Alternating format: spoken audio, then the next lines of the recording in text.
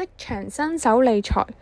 平時返工已經好攰㗎咯，出人工之後發現自己使多咗錢，又會更加煩惱。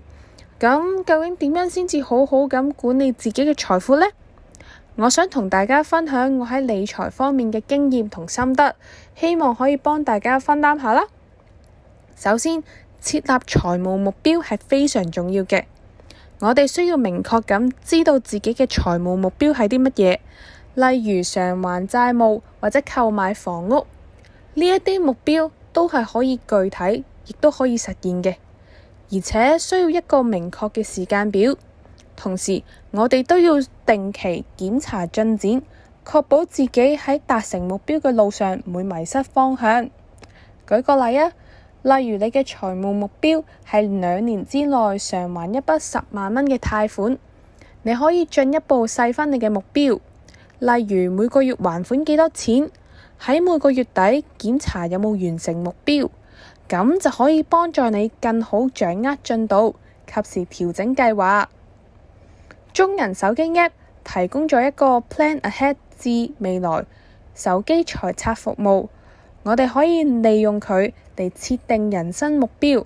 再去分析財務差距。首先，我哋要設立一個人生目標，例如升學、置業、退休，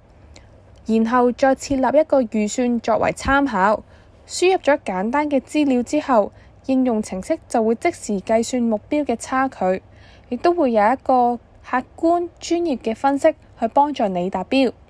其次，尋找獲得免費或者低成本財務建議嘅途徑都非常重要㗎。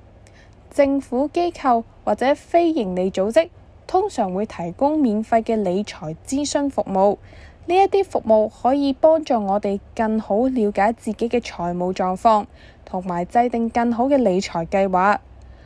另外，網上都好多免費嘅理財資源同工具，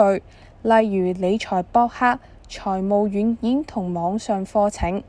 可以幫我哋更好咁學習理財知識。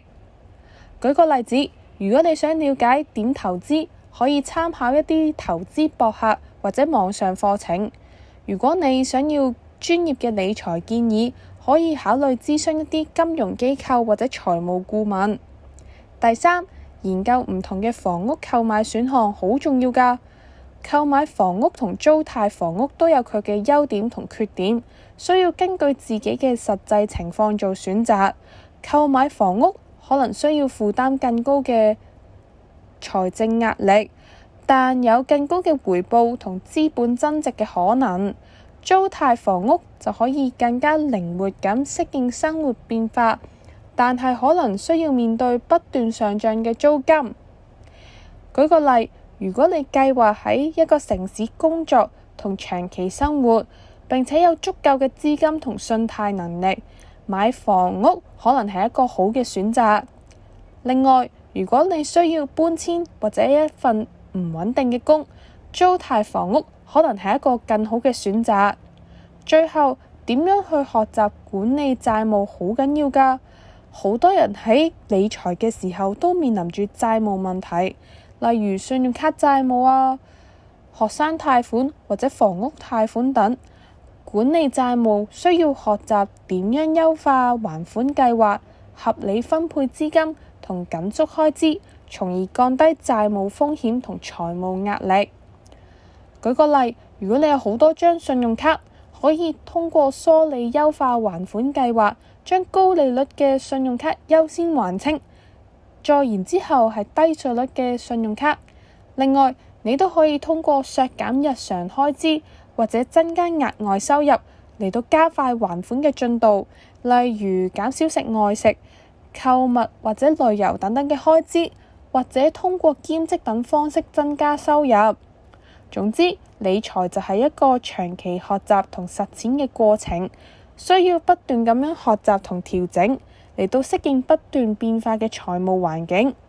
透過設立財務目標，尋找免費或者低成本嘅財務建議，研究唔同嘅房屋購買選項，同埋學習點樣管理債務，我哋可以更好咁掌握自己嘅財務狀況，實現財務自由同穩定。我希望呢啲分享對大家有所幫助，多謝大家嘅聆聽啊！